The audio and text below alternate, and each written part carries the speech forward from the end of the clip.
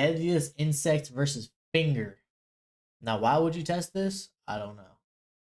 But he did, so we're watching it. This is the world's largest beetle, and this is my finger. And in this video, I'll be putting to the test how strong these beetles really are. And I'll also be showing you the craziest centipede species, insane alien-looking bugs, and so many other cool insects, starting with an assassin bug. Yup, assassin bugs. And if that sounds deadly, it's because they kinda are, but they also are kinda cool. Let me show you why. So I let these assassin bugs loose into a little enclosure I built for them, and now you can get a clear look at them. What makes these creatures so cool is if you look here, they have this super weird sharp mouthpiece. This is called a rostrum, and using it, they can pierce into their prey, inject a special kind of digestive enzyme venom into the prey, then using the rostrum, they slurp the insides of the prey up like a smoothie.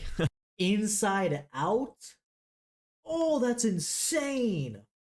It's insane stuff. And as you can see, I have multiple of these guys because I got a special kind of species that are able to live and hunt together. You probably see why they're called assassin bugs now. So let's feed them a cricket and document their hunting. Now I knew this wasn't gonna last long because assassin bugs are some of the best hunters out there. And I was right, because immediately this unlucky cricket happened to climb up the very piece of bark that all the assassin bugs were hiding under. And one of them was on the lookout and instantly spotted the cricket. Now it was time to hunt. Like real assassins who move super stealthily, assassin bugs do the same exact thing. And this guy extremely slowly inched towards his target, and as the gap slowly closed, the assassin waited for the— Yo, L awareness by the cricket. Like, what? He's just sitting there looking at this assassin bug come over and just get ready to pounce on him. This is crazy. Now it was time to hunt. Like real assassins who move super stealthily, assassin bugs do the same exact thing. And this guy extremely slowly inched towards his target, and as the gap slowly closed, the assassin waited for the perfect opportunity to They're antenna to antenna right now, and this cricket's not moving. pounce onto the cricket, who was now in the grasp of the assassin bug. Right away, you can see the rostrum pierce into the cricket, and yeah, the inside of this cricket is now being turned into a juicy smoothie for this assassin bug to slurp up. Yep. Sounds yummy. All right, let me get this lid on. I don't want these guys biting me in my sleep or anything. Okay, the next insect species is one I've been holding off on getting for a while, but it's a centipede. Yep, I finally got one, even though they're all extremely venomous, but oh boy, let me show you this guy. Yeah, I didn't get a small one either. I got one of the largest species in the United States.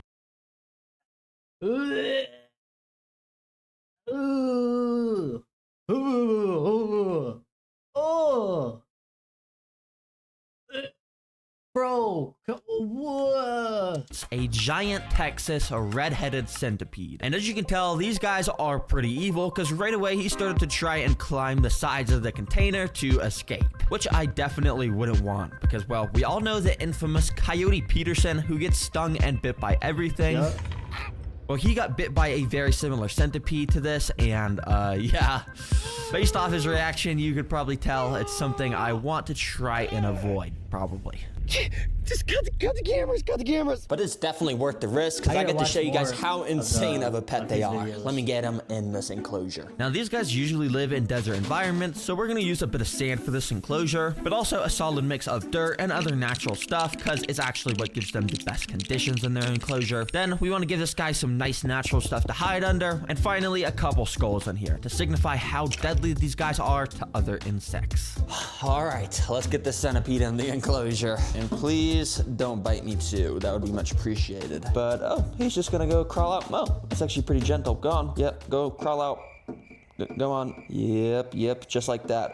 Oh, yeah. Anyways, this dude immediately got to walking around his enclosure, and what makes these guys so cool is obviously how many legs they have. They're called centipedes because centa means 100, and they basically got like 100 legs. But not exactly 100, because I actually did count how many legs this guy had, and it was only 40. So yeah, their name is a lie, it's not 100, but I mean, it's still a lot. It's so cool to watch these guys walk around, but it's even cooler to watch them eat. So you already know, I got a cricket. And let's not waste any time. Let's drop this thing in here. And cricket. things immediately were interesting because I dropped the cricket directly next to the centipede's face. But thankfully for the cricket, the centipede was distracted, and so the cricket walked straight past his face and kind of just walked onto his body. And then he kind of just started to ride it like a train. Dang, bro, you got to be careful because this train is, well, it's definitely about to eat you, bro. I'm just gonna be honest. And I was correct because only 30 seconds later, the centipede once again came across the cricket, and this time the centipede definitely saw him. And so the centipede started to follow in the direction the cricket ran. And so I also followed the centipede with my camera, and that's when I saw the two met again. And this time the centipede made his attack. The cricket tried to escape through the logs, but as I looked around the corner, it's pretty clear the cricket wasn't able to escape. You see the fans going. Look at the juice. Oh. Because he was now in the grasp of this insane ape getting munched up. Good job, centipede. Even though you are a little bit creepy, it's actually super cool to watch you hunt. Okay, His whole body's gone. Good job, centipede. Even though you are a little bit creepy, it's actually super cool. His whole body's gone. To watch. Okay, we're coming up on the world's largest beetle and testing how strong they are. However, I still gotta show you the next crazy insect pet on the list, which is a giant millipede. Now, the reason I'm showing a millipede right after showing the centipede is because they're very similar in a lot of ways, but they're also very different in a lot of ways. Now, the first way they're different is, well, you know how centipedes have that absolutely bonkers bite like I was talking about that's just extremely painful? Well, millipedes are basically the exact opposite, and they're some of the most friendliest creatures of all time. And to demonstrate that, I'm gonna let this thing crawl on me. And oh my gosh, the sensation of like these 300 tiny little legs crawling on my hand is just so weird. I don't even know how to describe it. But if I had to, I would just say it's a very tickly, because as you can see, each one of the legs on the millipede is almost kind of sharp, which lets it get a really good grip with what it's standing on. But yeah, it's just such a weird feeling. I even let this guy crawl on this cool snake plushie I had sitting around. And wait a second, this isn't any ordinary snake plushie. This is the brand new Terra Green snake plushie, inches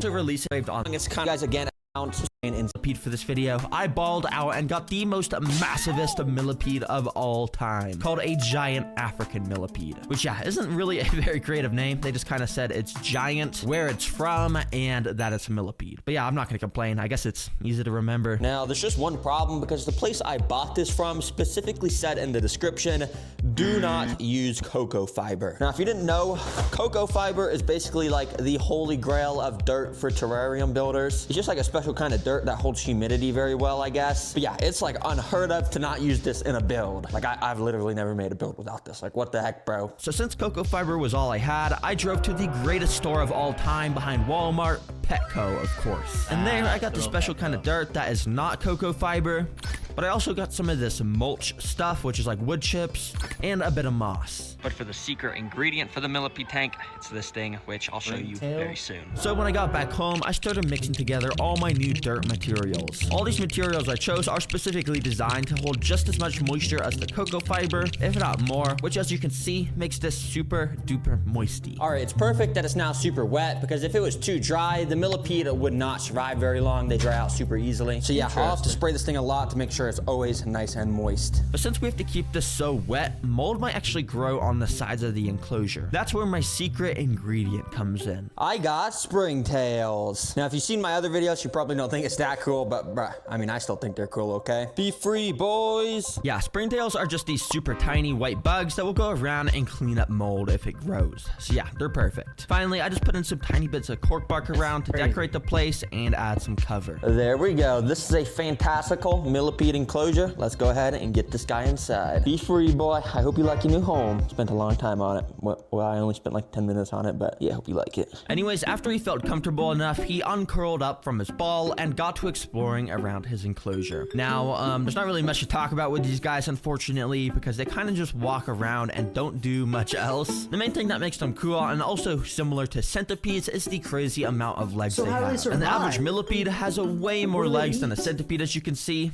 very nice. Yeah, my guy just wandered around the enclosure for like 30 minutes. But eventually, once he feels comfortable enough, he'll start to burrow under the floor like you could see in this footage. And he'll basically just chill there for like 90% of his life, just eating the dead organic matter or something. I don't really know, but yeah, pretty cool. Anyways, next up on the list, I actually got something very interesting I've never showed on the channel before. A vinegaroon. This is the closest thing to a mutant creature on Earth I think there is. And it's extremely cool. I'll show you why. Yeah, you heard that right. A mutant creature. And the reason I say that is because look at this thing. It straight up has the body and claws of a scorpion, a tail that looks like a rat tail, and these weird antenna things that lobsters have. Yeah, this thing is weird. But probably the weirdest thing about this creature is in its name, because it's called a vinegaroon, and if you separate the words in there, there's vinegar and oon. Now, I don't know what the oon part of its name means, to be honest, but the reason it has a vinegar in its name is because this creature has the ability, when threatened, to arch its back up and shoot a special acid type of vinegar out of it to spray all over the threat, potentially blinding them so the vinegaroon can get away. And yeah, it's pretty crazy. And I'll be showing you guys exactly what that looks like. Let's get him in his enclosure so we can show it off. This one should work pretty well. Now, the build is pretty simple for these guys, and thankfully I can use cocoa fiber again. Phew. But yeah, I filled about 1/3 of the way up with dirt, and then I scattered some pieces of wood and bark around. This time I wanted to add some greenery, so I tore up bits of this moss and spread that around. I love this stuff because while it might look pretty dry right now, all it needs is a nice little spray to come back to life. And yeah, this stuff will just grow super fast over time as long as I keep this enclosure nice and moist. Anyways, Mr. Vinegaroon, this is your new home. Hopefully you like it. Let me just gently release you. Go on, can you walk out?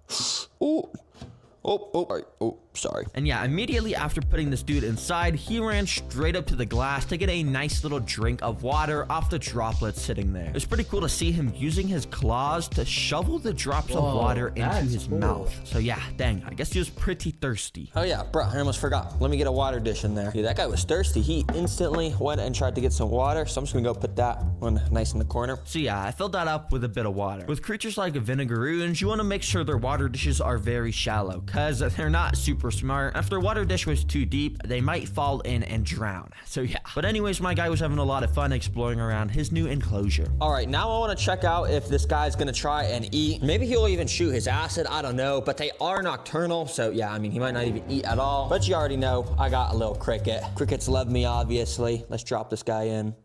Bye-bye. I dropped a cricket directly next to the vinegaroon, so some action could theoretically happen right away. But if you've seen my other videos with nocturnal animals like scorpions, you'd probably know that they straight up just like to not eat during the day. Yeah, they'd rather let insects crawl right next to their mouth instead of eating them, apparently. But with this vinegaroon, it was a different story, because right after a minute of the cricket standing next to him, I noticed he actually started to strike towards the cricket to actually try and eat it. That means this vinegaroon was in hunting mode. And the next time the cricket came by, I noticed the vinegaroon use his little antenna to locate the location of the cricket, and then he walked over to strike it again. But unfortunately, he also missed one. Yo, L-aim. Oh my goodness, you got that close. You touched him with your antenna at least 5 times, and you still couldn't grab him?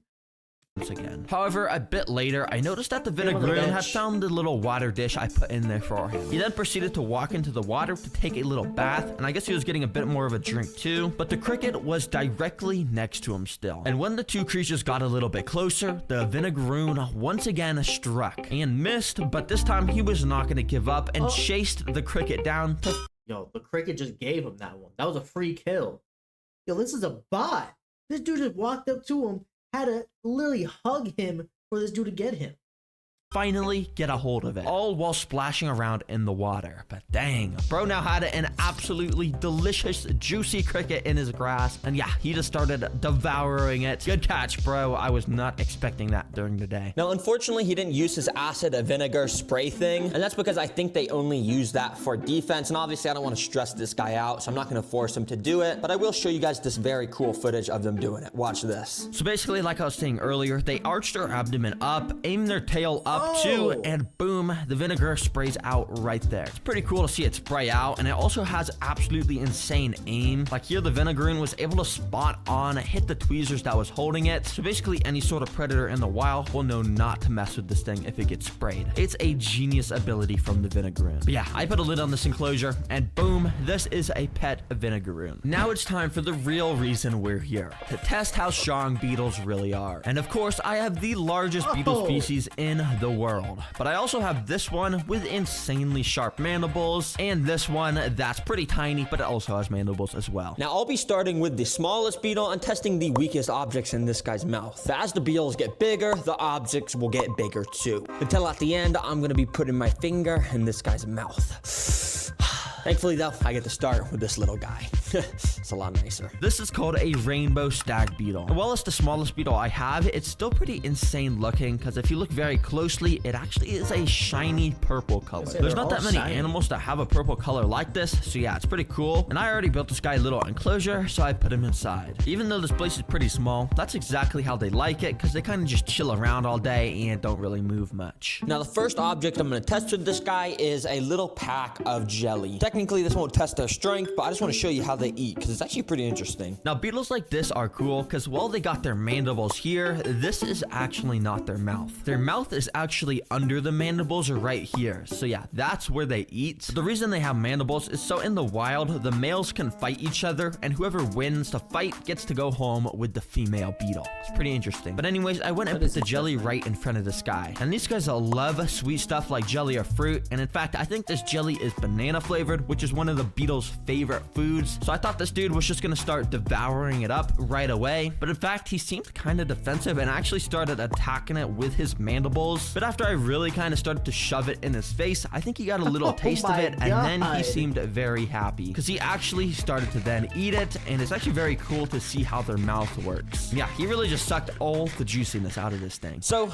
let's close this for now, and let's actually go and get out our second beetle, which is this guy. And he has way bigger mandibles. This is called a giraffe stag beetle. So yeah, this is also a stag beetle like the one before, but a slightly different version with these way larger mandibles that, if you actually look at them, are also way sharper. And yeah, they should be able to easily crush stuff way stronger than the previous beetle. And of course, I already got this dude's enclosure built, so I put him in as well. All right, now for the object for this guy to crush, I've got a little piece of cardboard. Oh, also, I'm gonna take the beetle out of the enclosure for this experiment. Let's go. So I didn't waste any time, and I just went and put this piece of cardboard in this dude's mandibles. And he sort of started to close his mandibles on it, but I'm not gonna lie, it was a kind of lackluster effort. I even tried putting it in at different angles to see if he could actually crush it, but yeah, he wasn't really doing a good job. So I decided to give him an easier object to crush, a paper towel. Surely he could at least make a hole through this with his insanely sharp mandibles. But yet again, even after putting it right at the super sharp part, yeah, it didn't really make much of an impact, to be honest. Bruh, nah, these beetles got the most intimidating mandibles. Oh, he just almost bit me. But bruh, you can't even bite through cardboard or even a paper towel, bro. I mean, I'm not gonna lie. What are these mandibles for? You can't even bite through this stuff? No, I'm just kidding though. These are actually insane creatures. They're super cool. Let me get this guy back in his enclosure. Anyways, what I'm really excited about is testing this bad boy's bite. Well, I mean, I'm not actually that excited. I do gotta put my finger in here, but let's just do this. Yep, it's finally time for the craziest and also largest beetle in the world. A Hercules beetle. You guys have no idea how hard it was for me to get my hands on one of these. They were out of stock everywhere, and I had to message so many people, but I finally did. It was super expensive, but it's definitely worth it. Yeah, these guys live in the South American rainforests, and unlike other beetles in this video, they literally have fur on them. Yeah, that's how you know they're exotic. So that's not even mentioning they have these absolutely bonkers mandibles, cause of what? The mandibles are basically like double the size of the body. And I got a pretty solid sized enclosure for this guy, but I'll once again be doing this test outside the tank since they're so massive. Now, before I put my finger in the mandibles, I first got something very close to a finger to find out the real damage I was about to face. Yeah, I got a carrot, cause you know, whenever I see videos of people like testing their fingers and stuff like car door windows or something, they always use a carrot first as like a good representation of what it's like before a finger. Bro, imagine he just chops clean through this carrot, and then I'm gonna have to put my finger in right after that. Jeez. Anyways, I went and put the carrot in the mandibles without wasting any time. And guys, to be honest, I was kind of expecting this to rip through the carrot because they just look vicious. But after moving the carrot over tons of different parts of the mandibles, the most the beetle did was give a very light pinch to the carrot. And yeah, all it took was a bit of wiggling to get the carrot out. Bruh, wait a second. I'm not even scared to do this anymore. Yo, that thing barely affected this carrot. I'm just gonna put my finger in right now. Hercules Beetle, you don't even scare me. Let's do this. So without wasting time, I just put my finger in. Found the perfect position to get pinched in the best way, and then the beetle started to close his horn mandibles down a bit. But I'm gonna be completely honest, this basically felt like nothing. I mean, yeah, it's a little bit of a pinch, but it is not bad at all. Now you might be thinking, bruh, Terrigreen, what was that? This thing is so weak. And well, I actually kind of knew it was gonna be that weak. I'm not gonna lie. You see, the reason I got all these insects I wanted to make this video was to actually show you guys something. And it was to show you all that many of these insects like this beetle might look scary. They're actually such cool and fascinating creatures that we have to show our respect to. And yeah, I mean, some of them are definitely deadly and you do kind of want to stay away from them, like the centipede, but still they're so cool. And yeah, hopefully I showed you that with this video. And remember guys, check out the new Terrigreen plushies that just dropped. It's the only reason these videos are possible to make because you guys support the channel, and I really This dude clickbaited the crap out.